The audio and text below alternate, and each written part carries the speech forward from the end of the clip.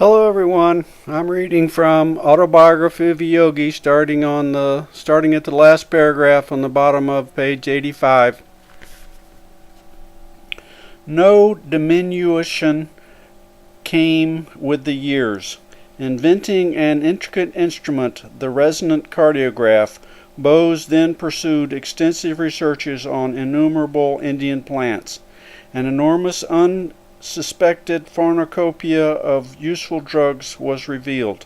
The cardiograph is constructed with an unerring accuracy by which 1/100th part of a second is indicated on a graph. Resonant records measure infinitesimal pulsations in plant, animal, and human structure. The great botanist predicted that use of his cardiograph will lead to vivisection on plants instead of animals. Side by side, recordings of the effects of a medicine given simultaneously to a plant and an animal have shown astounding unanimity in result, he pointed out. Everything in man is foreshadowed in the plant. Experimentation on vegetation will contribute to the lessening of animal and human suffering. Years later, Bose's pioneer plant findings were substantiated by other scientists. Work done in 1938 at Columbia University was reported in the New York Times as follows. It has been determined within the past few years that when the nerves transmit messages between the brain and other parts of the body, tiny electrical impulses are being generated. These impulses have been measured by delicate galvanometers and magnified millions of times by modern amplifying apparatus. Until now, no satisfactory method has been found to study the passage of the impulses along the nerve fibers in living animals or man because of the great speed with which these impulses travel. Doctors K.S. Cole and H.J. Curtis reported having discovered that the long single cells of the freshwater plant Nutella, used frequently in goldfish bowls, are virtually identical to those of single nerve fibers. Furthermore, they found that nitrile fibers, on being excited, propagate electrical waves that are similar in every way except velocity to those of the nerve fibers in animals and man. The electrical nerve impulses in the plant were found to be much slower than those in animals. This discovery, therefore, seized upon by the Columbia workers as a means for taking slow-motion pictures of the passage of electrical impulses in nerves. The Nutella plant thus may become a sort of Rosetta Stone for deciphering the closely guarded secrets close to the very borderland of mind and matter. The poet Rabindranath Tagore was a stalwart friend of India's idealistic scientist. To him, the sweet Bengali singer addressed the following lines: O hermit, call thou in the authentic words of that old hymn Sama, rise, awake. Call to the man who boasts his shastristic lore, from vain pedantic wranglings profitless. Call to that foolish braggart to come forth out of the face of nature, this broad earth. Send forth this call unto thy scholar band. Together round any sacrifice of fire, let them all gather, so may our India, our ancient land, unto herself return. O once again return to steadfast work, to duty and devotion, to her trance, O earnest meditation, let her sit. Once more unruffled, greedless, strifeless, pure, O once again upon her lofty seat and platform, teacher of all lands. And here's a picture of this scientist, Jagadish Bose.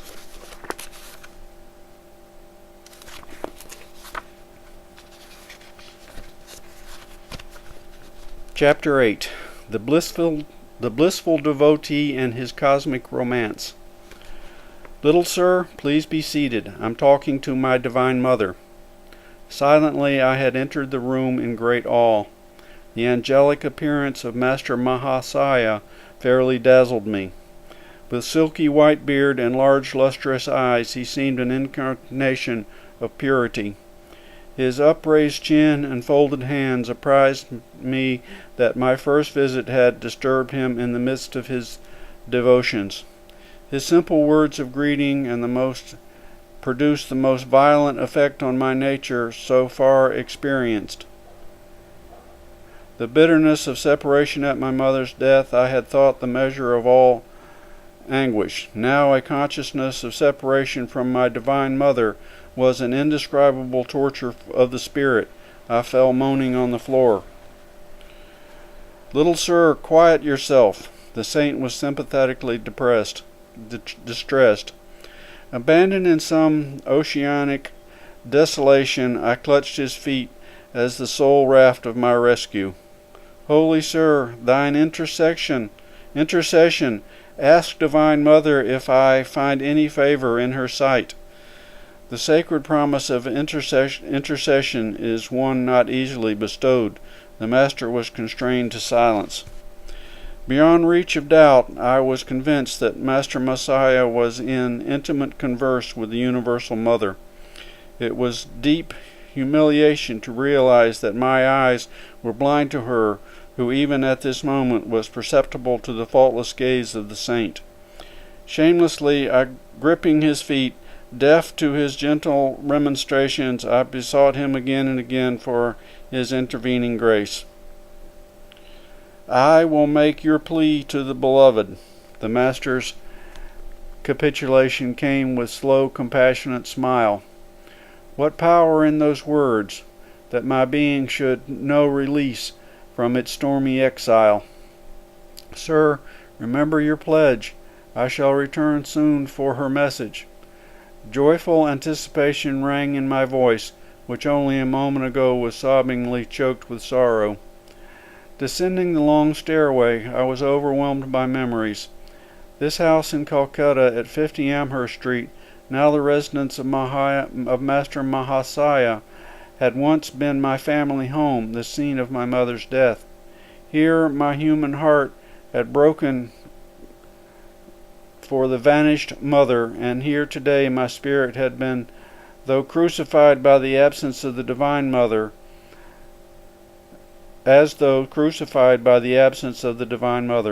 Hallowed walls, silent witness to my grievous hurts and final healing. My steps were eager as I returned to my home. Seeking the seclusion of my small attic, I remained in meditation until 10 o'clock. The darkness of the warm Indian night was suddenly lit with a wondrous vision. Hallowed in splendor, the Divine Mother stood before me, her face tenderly smiling, was beauty itself. "Always I have loved thee, ever shall I love thee." The celestial tones still ringing in the air, she disappeared. The sun on the following morning had hardly risen to an angle of decorum when I paid my second visit to Master Mahasaya. Climbing the stairway in the house of poignant memories, I reached his fourth-floor room. The knob at the closed door was wrapped around with a cloth, a hint, I felt, that the saint desired privacy. As I stood resolutely on the landing, the door was opened by the master's welcoming hand.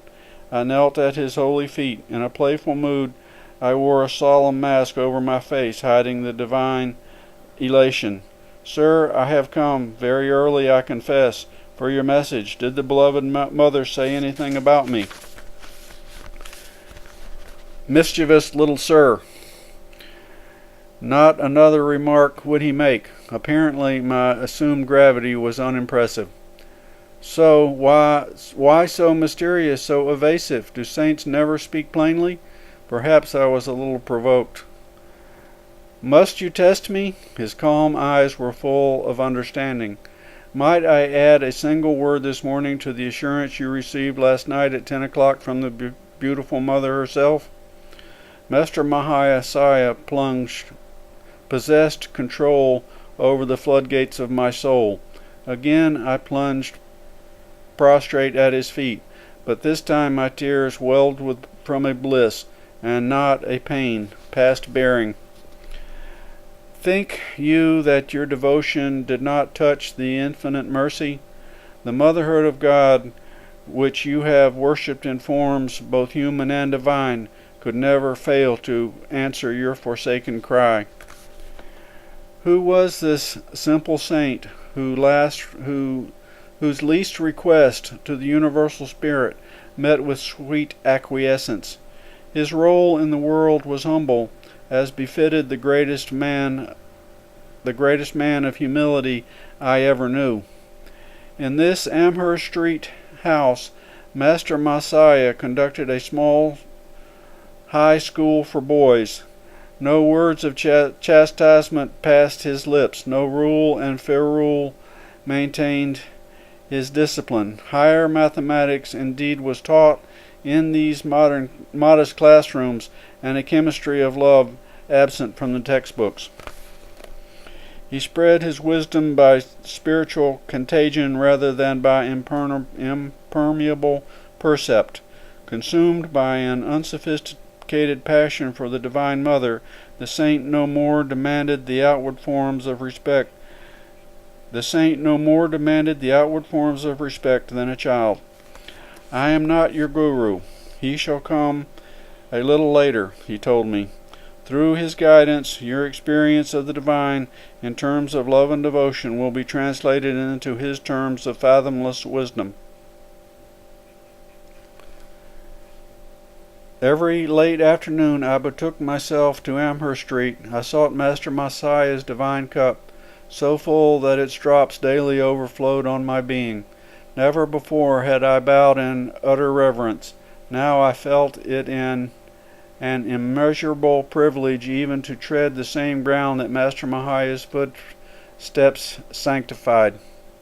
Sir, please wear this champak garland I have fashioned especially for you. I arrived one evening holding my chain of flowers, but shyly he drew away, repeatedly refusing the honor.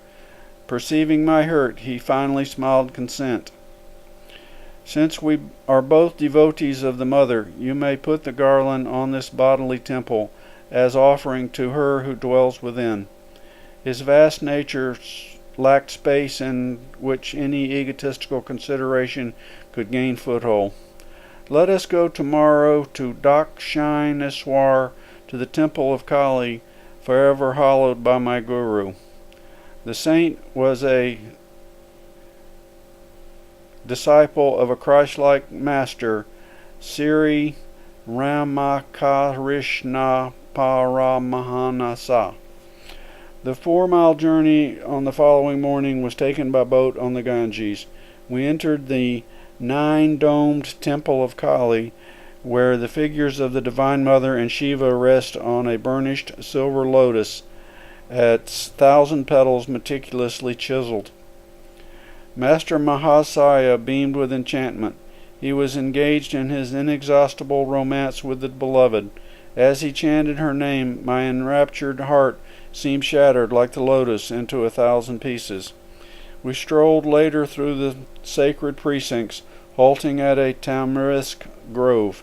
The mana characteristically exuded by this tree was symbolic of the heavenly food Master Messiah was bestowing. His divine invocations continued. I sat rigidly motionless on the grass amid the pink, feathery tamarisk flowers. Temporarily absent from the body, I soared in a supernatural visit. This was the first of many pilgrimages to Dakshineswar with the holy teacher. From him I learned the sweetness of God in the aspect of Mother or Divine Mercy. The childlike saint found little appeal in the Father aspect or Divine Justice. Stern, exacting mathematical judgment was alien to his gentle nature. He can serve as an earthly prototype for the very angels of heaven, I thought fondly. Watching him one day at his prayers, without a breath of censure or criticism, he surveyed the world with eyes long familiar with the primal purity. His body, mind, speech, and actions were effortlessly harmonized with his soul's simplicity. My master told me so. Shrinking from personal assertion, the saint usually ended his sage counsel with this tribute. So deep was his sense of identity with Sri Ramakrishna that Master Mahasaya no longer considered his thoughts to be his own. Hand in hand, the saint and I walked one evening on the block of his school. My joy was dimmed by the arrival of a conceited acquaintance. He burdened us with a lengthy discourse. "I see this man doesn't please you." The saint's whisper to me was unheard by the egotist, spellbound by his own monologue. "I have spoken to the Divine Mother about it. She realizes our sad predicament. As soon as we get to yonder red house, she promised to remind him of more urgent business." My eyes were glued to the sight of salvation. Reaching its red gate, the man unaccountably turned and departed, neither finishing his sentence nor saying goodbye. Peace descended on the assaulted air. Another day found me walking alone near the Howrah railway station. I stood for a moment by a temple, silently criticizing a small group of men with drum and cymbals who were violently reciting a chant.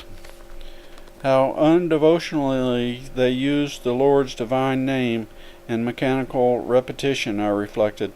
Suddenly I was astonished to see Master Messiah rapidly approaching me. "Sir, how come you here?" The saint, ignoring my question, answered my thought. "Isn't it true, little sir, that the beloved's name sounds sweet from all lips, ignorant or wise?"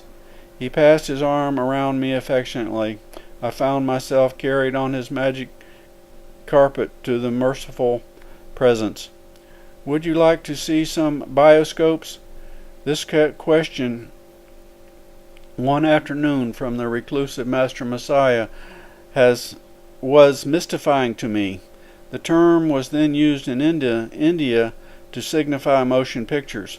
I agreed, glad to be in his company, and in any circumstances.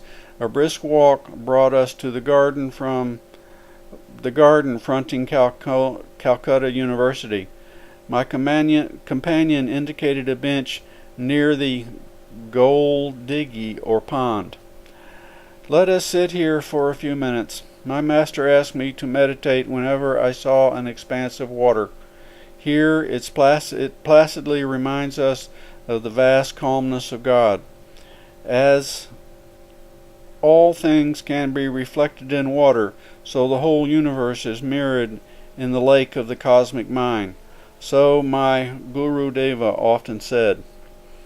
Soon we entered a university hall where a lecture was in progress. It proved abysmally dull, though varied occasionally by lantern slide illustrations equally uninteresting. So this is the kind of bioscope the master wanted me to see? My thought was impatient, yet I would not hurt the saint by revealing the boredom in my face. As he leaned toward me confidentially, "I see, little sir, that you don't like this bioscope. I have mentioned it to Divine Mother. She is in full sympathy with us both. She tells me that the electric lights will now go out and won't be relit until we have a chance to leave the room." As his whisper ended, the hall was plunged into darkness. The professor, whose strident voice had been stilled for a moment in astonishment, said, "The electrical system of this hall appears to be defective."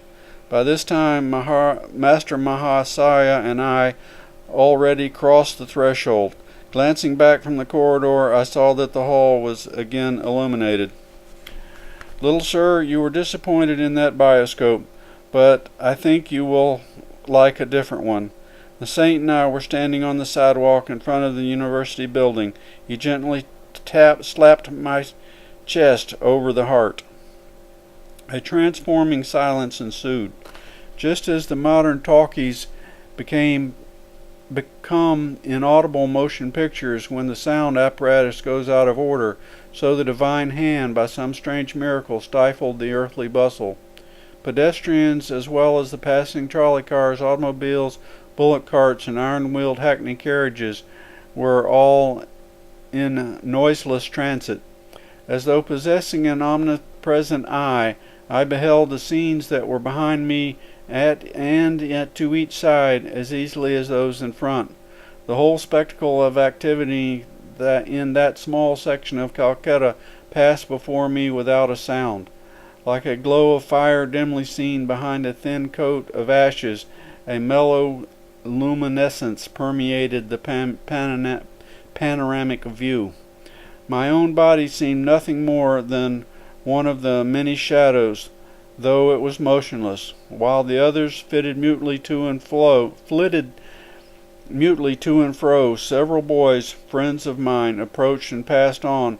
Though they had looked directly at me, it was without recognition. The unique pantomime brought me an inexpressible ecstasy. I drank deep from some blissful fount. Suddenly my chest perceived another soft blow from Master Messiah. The pandemonium of the world burst upon my unwilling ears. I staggered as though harshly awakened from a gossamer dream. The transcendental wine was removed from my reach. "Little sir, I see you found the second bioscope to your liking." The saint was smiling. I started to kneel in gratitude on the ground before him. "You can't do that to me now," he said. "You know God is in your temple also. I won't let Divine Mother touch my feet through your hands." If anyone observed the unpretentious master and me as we slowly walked away from the crowded pavement, the onlooker surely suspected us of intoxication. I felt that the falling shades of evening were sympathetically drunk with God. And here is a picture of Master Mahasaya.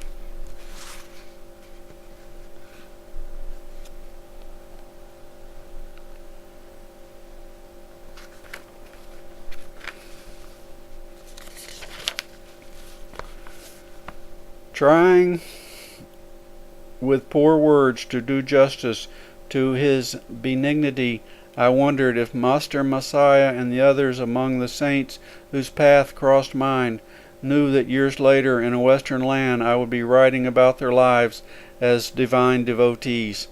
Their foreknowledge would not surprise me, nor, I hope, my readers who have come thus far with me.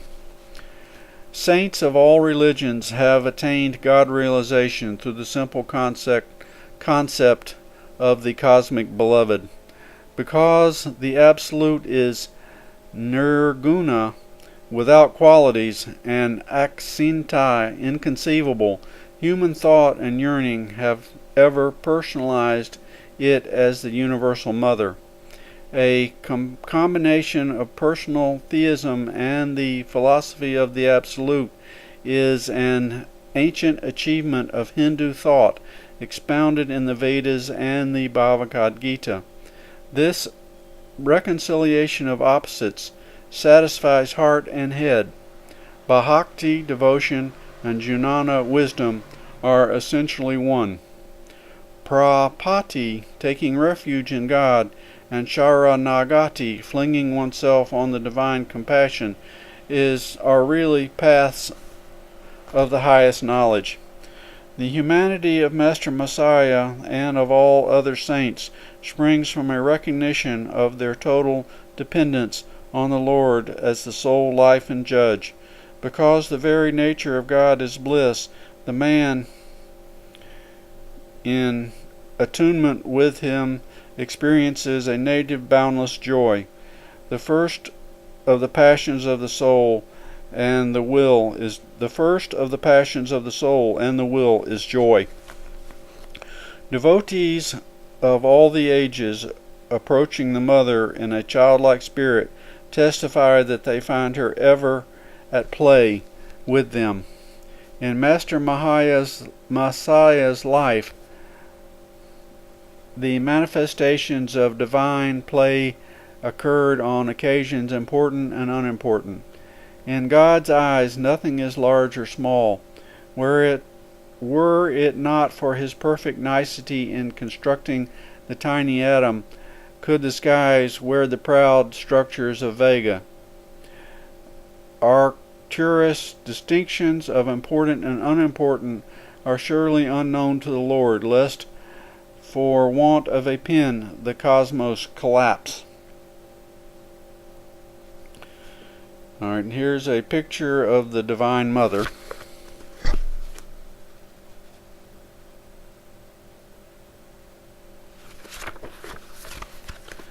And at the bottom it says, the Divine Mother is that aspect of God which is active in creation, the Shakti or power of the transcendent Lord.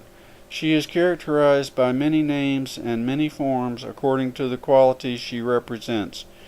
Here her upraised hand signifies universal blessing, the others hold, symbolically, prayer, beads, devotion, pages of scripture, learning and wisdom, and a jar of holy water, purification.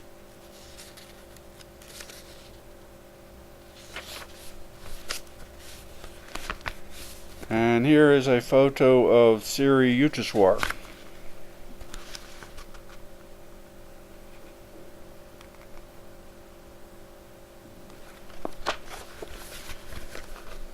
Chapter 10. I Meet My Master, Sri Yukteswar. Faith in God can produce any miracle except one, passing an examination without study. Distastefully, I closed the inspirational book I had picked up in an idle moment. The writer's exception shows my complete lack of faith, I thought. Poor chap, he has great respect for the midnight oil. My promise to Father had been that I would complete my high school studies.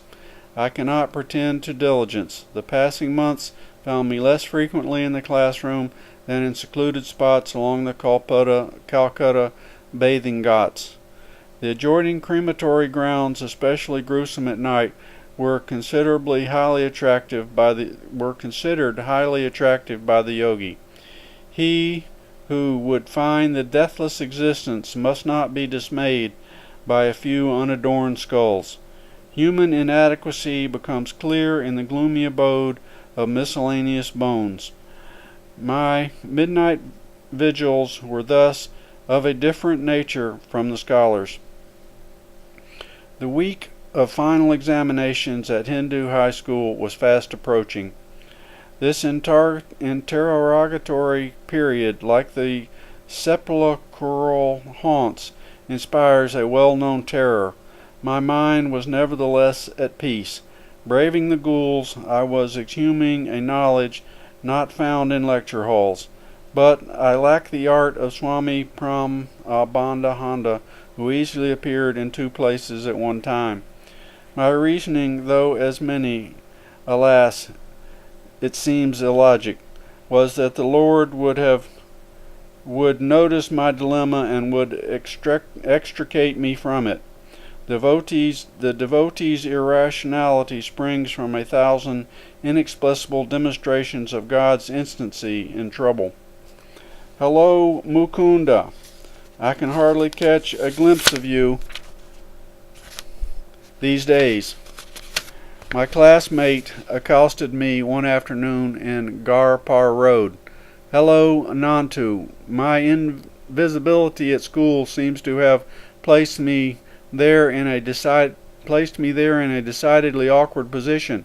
I unburdened myself under his friendly gaze. Nantu, who was a brilliant student, laughed heartily. My predicament was not without a cosmic aspect. You are utterly unprepared for the finals, he said. I suppose it is up to me to help you. The simple words conveyed divine promise to my ears. With alacrity,